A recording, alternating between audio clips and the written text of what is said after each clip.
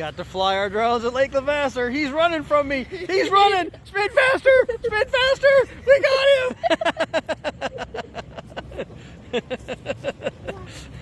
Don't fall down there. Look how high the water is.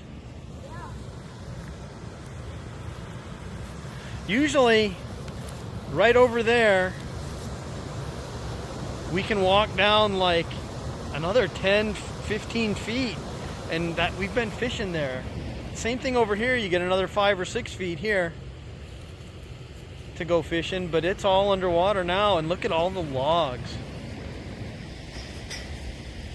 Yeah, lots of logs, kind of jamming it up. It's crazy. MJ and I just flew our drones down at the beach, and then I said, hey, let's go over to Lake LaVasseuer and see what it looks like. And it's plowed all the way in. And we did a little bit of quick fly in here, and it's chilly compared to yesterday. Yesterday was 43.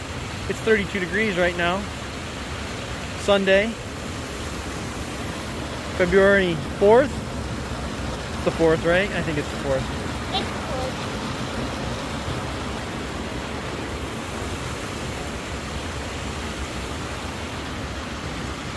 Yeah, we had to get out of the house and do some drone flying when the weather's this good. And we've never been able to drive into Lake LaVasseuer in January or February. The snow's always been too deep on the road.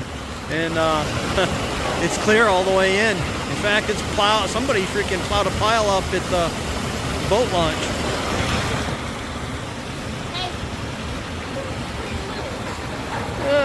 It's just a little loose, just on that one post.